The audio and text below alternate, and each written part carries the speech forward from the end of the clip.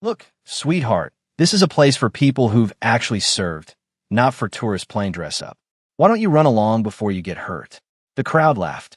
A ripple of cheap, sycophantic laughter that washed over the small, dimly lit tavern, validating the loud-mouthed arrogance of the man holding court at the bar. But the woman, the target of his scorn, offered no reaction. Her face remained a placid lake, her posture unchanged, her hands resting calmly on the worn oak of her small, isolated table. She was a study in stillness, a deliberate island in a sea of forced camaraderie and cheap beer. The old sheriff, sitting in the corner booth, saw more than just stillness. He saw the way her eyes, the color of a stormy sea, never truly settled, constantly tracing the geometry of the room, the exits, the sight lines, the weight distribution of the patrons. He saw the economy of her every minor movement, the way she lifted her water glass, as if it were a calibrated instrument. The sheriff had seen that kind of calm before, in places where calm was the only thing that separated the living from the dead. If you believe that true strength doesn't need to announce itself, that competence is proven not with words, but with action, type quiet professional in the comments below. The man at the bar, a former supply clerk named Trent who wore his 5 years in the army like a crown of laurels, continued his tirade, his voice booming with the unearned confidence of a man who has never been truly tested. He gestured with his beer bottle toward the woman, sloshing amber liquid onto the floor. "I'm serious," he slurred, his audience of younger, impressionable locals hanging on his every word. "You can tell. It's all in the posture. Look at her, all hunched over. No presence. No command. I spent time in the sandbox. I know what a real soldier looks like. They got a look in their eye. A fire. She's got nothing. Just a blank stare. Probably got that jacket at a surplus store to get free drinks on Veterans Day." He paused, soaking in the renewed chuckles. The woman, whose name was Maya, did not look at him. Her focus was on a small, condensation-slick ring her glass had left on the table. With the tip of her index finger, she began to trace it, a slow, methodical circuit. Her breathing was even a silent metronome counting beats none of the others could hear. She wasn't ignoring him. She was categorizing him. Threat level, negligible. Motivation, insecurity. Probability of escalation, low, barring external stimuli. It was a dispassionate analysis, the same kind she would apply to a faulty gear mechanism or a shift in the wind. To the untrained eye, she was simply a woman in her late 20s, dressed in a plain gray hoodie and worn jeans, with a quiet demeanor that made her fade into the woodwork. Her hair was pulled back in a simple, functional ponytail, revealing a face that was unremarkable in its symmetry, a face designed not to be noticed, not to be remembered. That was the point. Anonymity was armor. Silence was a weapon. Every detail about her, from the scuff on her boots to the lack of any jewelry, was a deliberate piece of camouflage. She was not here to be seen. She was here to observe, to decompress, to find a moment of quiet in a world that was relentlessly loud. Trent, however, was a creature of that noise. He thrived in it, mistaking its volume for substance. "You see," he bellowed, pointing again. No response. A real warrior, someone who's seen things, they'd at least have the decency to look me in the eye. They'd have some pride. This one, nothing. Just empty. It's an insult to everyone here who actually signed on the dotted line, who actually put their life on the line for people like her to sit here and disrespect the uniform she's pretending to represent. The irony was a mountain so vast he couldn't see it. He spoke of disrespect while bathing in it. He spoke of pride while demonstrating its most toxic form. He spoke of seeing things, yet he was functionally blind. The old sheriff, Miller, took a slow sip of his coffee. He had been the law in this county for 40 years, and before that, he'd been a Marine in places he didn't talk about. He knew the difference between a costume and a uniform, between a story told and a life lived. He watched the woman's hands. They were steady, the nails clipped short, the knuckles subtly scarred. They weren't the hands of a tourist. They were the hands of a professional, someone for whom their hands were not just appendages, but tools honed to a razor's edge. He saw the faint, pale line on her left wrist, the ghost of a tactical watch worn so long it had become part of her. He saw the way she sat with her back to the wall, not as a choice, but as an instinct. He saw everything Trent missed because Trent was looking for a performance, and she was the embodiment of authenticity. Maya finished tracing the circle on the table. She took a slow, deliberate sip of her water. The noise from a bar was just a frequency, a background hum she could filter out at will. Inside her mind, she was running through sequences, practicing the quiet art of readiness. She cataloged the room's improvised weapons, the heavy glass ashtray on the bar, the solid-looking leg of a nearby chair, the two pool cues resting against the far wall. It wasn't a conscious thought. Not anymore. It was a state of being. The door to the tavern was heavy oak, with a small, tinkling bell that announced every entrance and exit. It was a quaint, welcoming sound, but when it rang next, the sound was different. It was violent, a sharp, metallic jangle as the door was thrown open with enough force to slam against the interior wall. The laughter in the room died instantly, replaced by a sudden, sharp intake of collective breath. The shift in atmosphere was absolute, a change in pressure that could be felt on the skin. The noise that Trent had so carefully cultivated was devoured by a new, more predatory sound, the sound of real threat. 3 men stood silhouetted in the doorway, their forms dark against the fading evening light. They were clad in black, their faces obscured by ski masks, their hands holding not the promise of camaraderie, but the cold, hard finality of firearms. One held a sawed-off shotgun, its wide mouth a black hole of menace. The other 2 carried pistols, held with the clumsy, over-caffeinated tremor of amateurs trying to project an authority they didn't truly possess. "Nobody move," the one with the shotgun barked, his voice a ragged tear in the fabric of the tavern's cozy evening. Wallets and phones on the table. "Now!" The patrons froze, a tableau of shock and fear. The easy bravado that had filled the room moments before evaporated like mist. Trent, the self-proclaimed warrior, was the first to show his true colors. The blood drained from his face, leaving a pasty, slack-jawed mask of terror. His hands, which had been so animated in their storytelling, were now trembling as he fumbled for his wallet. His posture, which he had so proudly critiqued in another, was now a pathetic, defeated slump. He was a hollow man, his entire identity a fragile shell that had just been shattered by the first brush with genuine danger. In the chaos, as the first robber began to move down the bar, sweeping valuables into a canvas bag, Maya's world did not speed up. It slowed down. The frantic shouts, the panicked whimpers, the clatter of a dropped glass. It all stretched, the sounds elongating into a low, resonant hum. For her, this was not chaos. This was a problem set, a series of variables to be calculated and solved. Her mind became a crystal-clear lens, observing, processing, and acting in a fluid, unbroken stream. She saw the leader with the shotgun, his attention focused on the bartender. She saw the second man, nervous and jumpy, his pistol wavering as he tried to cover the patrons. And she saw the third, the weakest link, who was moving toward her side of the room, his eyes wide and unfocused behind the holes in his mask. Her body remained still, but her mind was a whirlwind of calculations. Distance to target 1, 12 feet. Target 2, 15 feet. Target 3, 8 feet and closing. Potential cover, the heavy oak table. Potential weapons, her water glass, the chair she was sitting on, her own body. The equation was complex, but the solution was simple. It always was.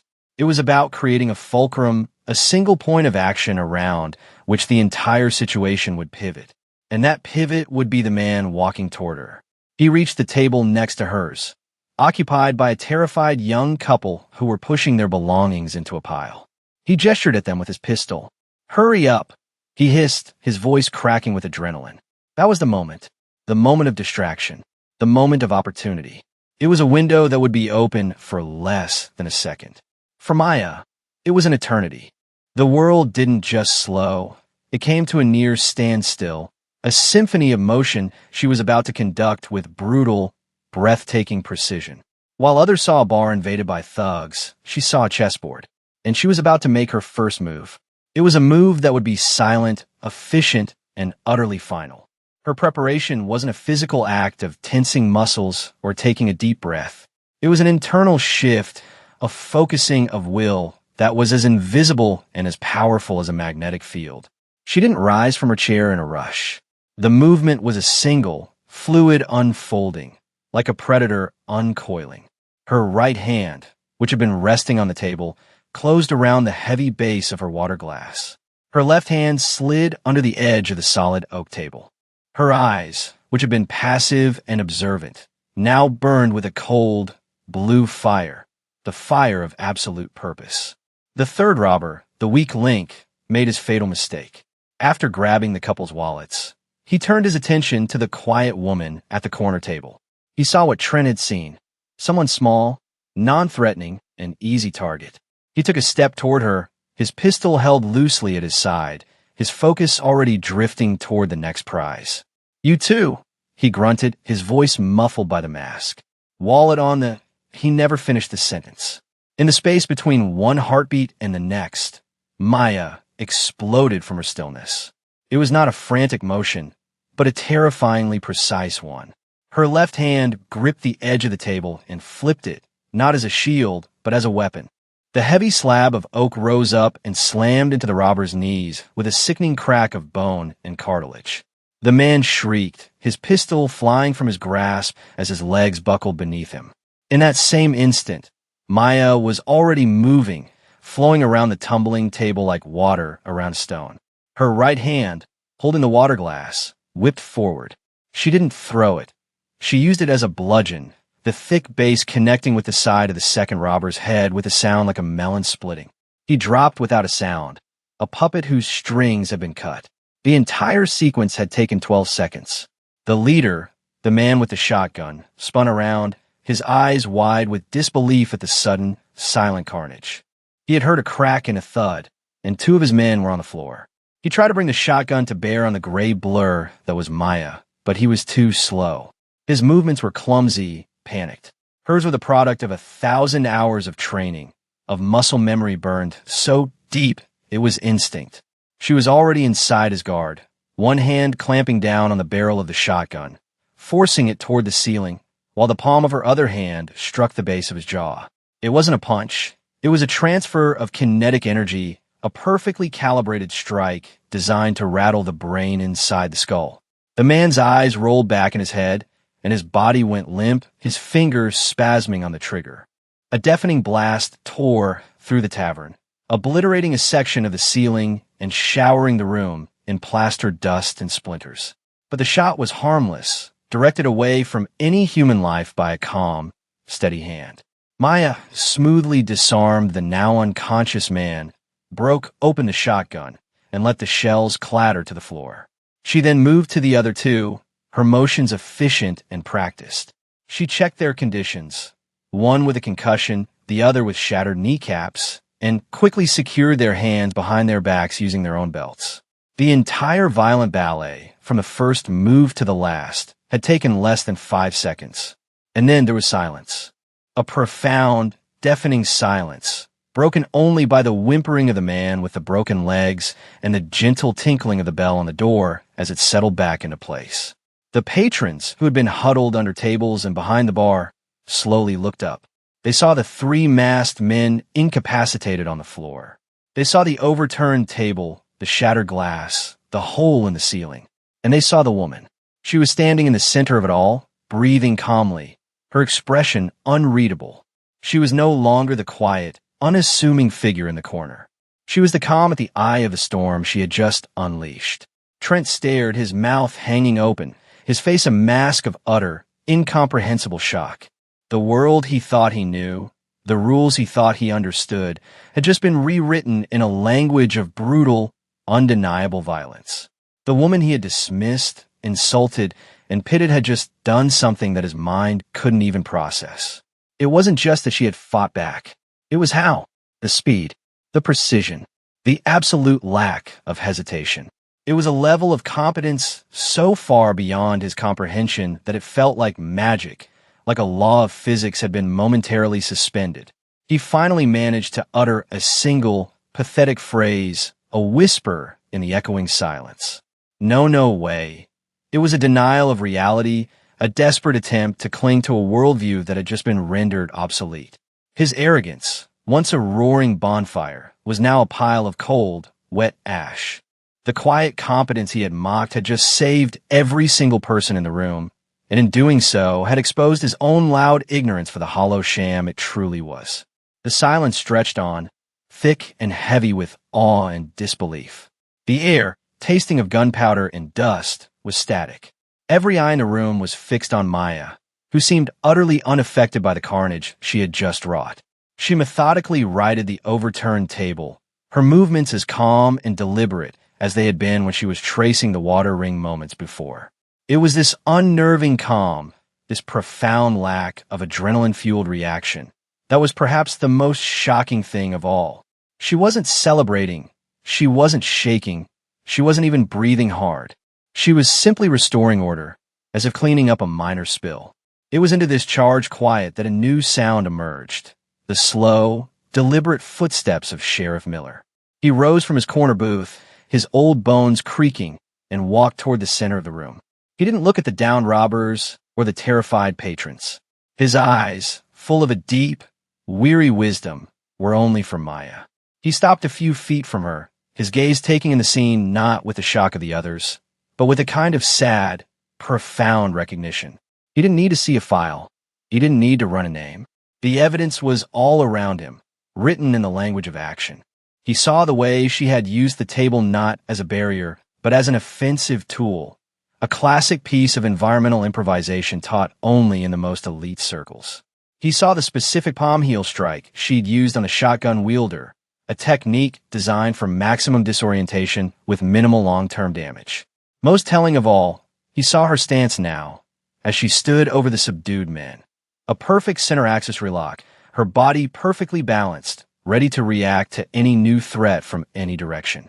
It was a posture of total environmental awareness, a posture he hadn't seen in person since his briefing at Fort Bragg 30 years ago with a group of men who didn't officially exist. The narrator's voice, now a solemn, respectful litany, seemed to echo in the silent room, listing the truths that Miller saw with his own experienced eyes. Unit, Naval Special Warfare Development Group. The elite of the elite. Tier 1, the tip of the spear. Combat hours, classified. A number so high it would be unbelievable. Earned in dusty villages and dark alleyways on the forgotten fringes of the world. Medals. A Navy Cross for heroism that bordered on the suicidal. A Silver Star for gallantry under fire. A constellation of Purple Hearts, silent testament to the price of that heroism. Mission classifications, top secret. Sensitive, compartmented information. Operations that would never be declassified. Actions that would never be known. Sacrifices that would never be celebrated. Maya looked up and met the sheriff's gaze. For the first time that evening, her expression softened just a fraction. It was a look of mutual understanding, a silent acknowledgement that passed between two people who understood the true cost of violence. Sheriff Miller, a man who hadn't saluted anyone in 20 years, slowly, deliberately, brought his hand up to his brow in a crisp, formal salute. It was not the salute of a county sheriff to a civilian. It was the salute of one warrior to another, a gesture of profound, earned respect that transcended rank, age, and circumstance. "Ma'am," he said, his voice quiet but carrying the weight of absolute authority. The single word landed in the room like a thunderclap. Mung, not miss, not sweetheart. Mung, a title of respect, of command. The patrons stared, their confusion deepening. Trent's face, already pale, turned a shade of ghostly white. The sheriff lowered his hand and turned to face the rest of the room, his gaze sweeping over them, finally landing on Trent with the force of a physical blow.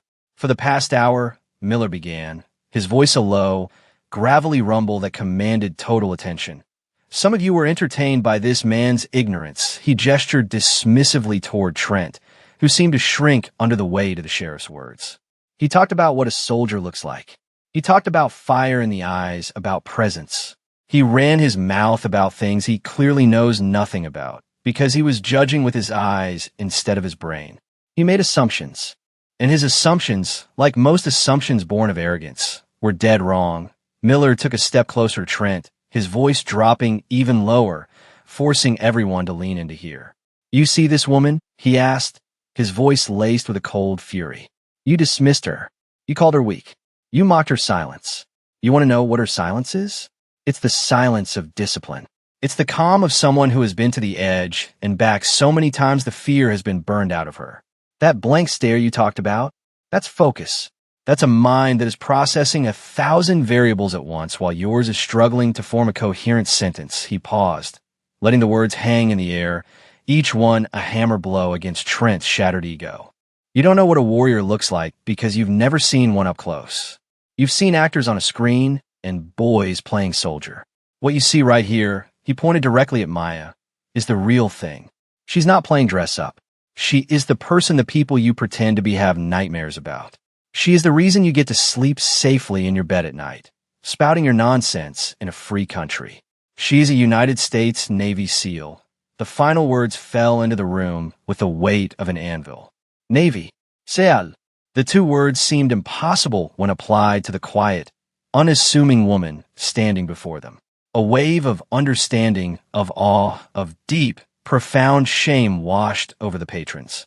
They looked from the sheriff to Maya to the three broken men on the floor, and the impossible suddenly became undeniable truth. Trent looked as if he had been physically struck. His mouth opened and closed, but no sound came out. He had built his entire local identity on a foundation of exaggerated military prowess, and that foundation had just been pulverized by a woman he had chosen as a prop for his own ego. The quiet professional had spoken her truth, not with words, but with a demonstration of competence so absolute, so undeniable, that it left no room for argument. The legend of that night began to spread before the sirens even arrived. It moved in hushed whispers among the patrons as they gave their statements, their eyes constantly flicking toward Maya, who stood apart, speaking quietly with Sheriff Miller, the two of them in a world of their own. The story leaped from the tavern to the dispatch center, then to the local police department, and from there, it caught fire. By morning, it was the only thing being talked about in the small coastal town. It traveled like a shockwave, radiating outward from the epicenter of the Orehouse Tavern. It was told in the barracks at the nearby naval base, whispered from sailor to sailor with a mixture of disbelief and reverence. It was debated on veterans' forums online, the details morphing and growing with each retelling, but the core truth remaining immutable. A quiet woman, underestimated and insulted, had single-handedly taken down 3 armed robbers with terrifying efficiency. The story became a parable, a piece of local folklore minted in real time. The details were what gave it life. They talked about the way she flipped the table, the sound of the glass shattering against a man's skull, the deafening boom of the shotgun blast that she had calmly redirected into the ceiling. They talked about the 5 seconds of brutal, perfect violence and the deafening silence that followed. But most of all, they talked about the contrast, the loud, boastful fool who cowered in fear, and the silent, unassuming woman who became a tempest of controlled force. Trent became a ghost in his own town. The incident had not just humbled him. It had fundamentally broken him. His arrogance had been a shield, protecting a fragile, insecure core. Maya's actions hadn't just pierced that shield. They had vaporized it, exposing him for all to see. He stopped going to the house. He stopped telling his stories. The laughter and respect he had commanded turned to pity and quiet contempt. He was no longer Trent, the local hero. He was the man who insulted a Navy SEAL. A few weeks after the incident, he saw her again. She was sitting at the same table in the same tavern, nursing a glass of water. The bar was different now, quieter, more respectful. The patrons gave her a wide berth, not out of fear, but out of a deep, unspoken reverence. Trent stood at the entrance for a long time, his heart pounding in his chest. He knew he had to do something. An apology felt hollow. Words were the things that had gotten him into this mess. He needed a different language. He walked to the bar, ordered a bottle of the best whiskey they had, and asked for a clean glass. He carried them over to her table and set them down gently, without a word. He didn't meet her eyes. He simply placed the offering on the table, gave a short, stiff nod of his head, and walked away, disappearing into the night. It was an act of surrender, a tribute, the only apology he could offer. Maya watched him go, then looked down at the bottle. She didn't open it. The gesture was enough. She had not sought his apology or his respect. Her actions had never been about him. They were simply the product of her training, her character. But in his silent offering, she saw the seed of a lesson learned. Perhaps, she thought, the world had become a slightly better, slightly quieter, slightly more thoughtful place. And that, in its own small way, was a victory. The event left a permanent mark on the community's consciousness, solidifying Maya's actions into a lasting legend. The Orr House Tavern, once just a local watering hole, became something more, a landmark, a place where a profound truth had been revealed. The bartender, a man named Sal who had witnessed the entire event from behind the bar, took the splintered remnants of the pool cue Maya had considered using and mounted them on the wall in a makeshift display case. Beneath it, a small, hand-lettered brass plaque simply read, "Be quiet."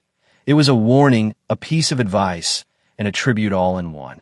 The corner booth where Maya often sat became known as the Trident's Perch, a name spoken with a mix of affection and awe. Newcomers to the tavern would inevitably ask about the plaque and the name, and Sal would recount the story, his voice low and reverent, polishing a glass as he spoke. He never embellished. The truth was powerful enough. He would tell them about Trent's loudmouthed pride and Maya's profound silence. He would describe the 5 seconds of impossible action, the way she moved like smoke with bones in it, and he would always end the story the same way, by looking the newcomer in the eye and saying, "You never know who you're sitting next to. Best to treat everyone with respect. You might be talking to a tourist, or you might be talking to the person who's going to save your life." Maya, for her part, remained unchanged by the sudden local fame. She deflected the praise and the whispered thanks with a quiet nod, or a simple, "Anyone would have done the same." Of course, she knew this wasn't true. But her humility was as ingrained as her combat skills. It was part of the same code. Do the job, don't seek the credit. Her actions, however, had an unintended consequence. She became a mentor without ever trying to be. A young female sailor, who had been in the bar that night and had seen Maya's quiet strength, approached her one evening. The sailor was struggling, feeling underestimated and overlooked in her unit. She asked Maya for advice. Maya looked at her for a long moment, then said, "Let your work speak for you. Be so good they can't ignore you. Competence is the only voice you need." That single piece of advice became the young sailor's mantra. She focused, she worked, she excelled.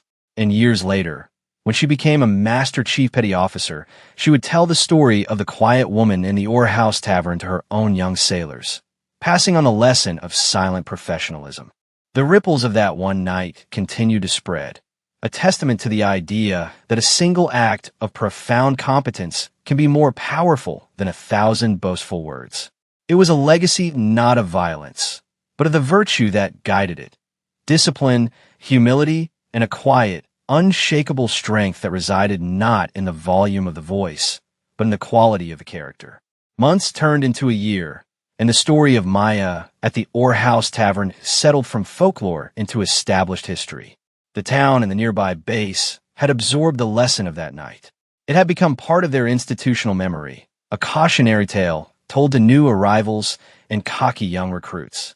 The atmosphere in the tavern itself was permanently altered. The boisterous, chest-thumping energy was gone, replaced by a more subdued, watchful respect. People listened more than they talked. They learned to judge a person not by the stories they told, but by the way they carried themselves, by the quiet dignity in their bearing. The legend served as a constant reminder that the most dangerous people in the world are often the ones who are the least threatening in appearance. It taught a generation of sailors and locals that strength wasn't about size or volume, but about control, precision, and an unshakable core of competence. The plaque on the wall, "Be quiet," became the tavern's unofficial motto, a guiding principle for its patrons. One evening, a year to the day after the incident, Sheriff Miller was sitting in his usual booth when a group of young, loud tourists came in, fresh-faced and full of unearned confidence. One of them, a young man built like a college linebacker, started mocking an older, frail-looking man sitting alone at the bar. Sal, the bartender, didn't say a word. He simply wiped his hands on his apron, picked up a polishing cloth, and began to rhythmically wipe down the glass of the display case on the wall, his eyes never leaving the young man. The tourist faltered, confused by the silent, focused gesture. He looked at the plaque, then at the splintered wood inside the case. He saw the other patrons watching him, their expressions cold and disapproving. The confidence drained from his face, replaced by a dawning unease. He mumbled an apology to the old man and retreated to his table, his voice now a humbled whisper. Sheriff Miller watched the exchange and allowed himself a small, rare smile. The lesson had stuck. Maya's legacy was not just in the memory of a violent encounter. It was in the enduring change she had created. It was in the silence that now filled the spaces where loud ignorance used to be. It was in the newfound respect people showed one another, born from the understanding that you could never truly know the depths of the person sitting across from you. The story of Maya was no longer just about a Navy SEAL in a bar. It had become a timeless parable about the triumph of humility over arrogance, of substance over style, of demonstrated competence over empty boasts. It was a testament to the quiet professionals of the world, the men and women who possess extraordinary skill but feel no need to advertise it. Their validation comes not from the applause of others, but from the flawless execution of their craft. They are the surgeons, the pilots, the artisans, and the warriors whose steady hands and calm minds are the bedrock upon which society is built. They move among us, hidden in plain sight, their greatness cloaked in the simple camouflage of an unassuming demeanor. They seek no monuments and ask for no praise. Their work is their legacy, a silent, enduring force for good in a world that is often too loud to notice. True legacy isn't an inscription on a stone or a story told around a fire. It isn't what you leave behind in words, but what continues forward in action. It is the lesson that is passed on, the standard that is raised, the quiet expectation of excellence that inspires others to be better, stronger, and wiser. Maya had left more than just a memory in that small town. She had left a new standard of character. She had taught them that respect is not something to be demanded, but something to be earned, often in silence.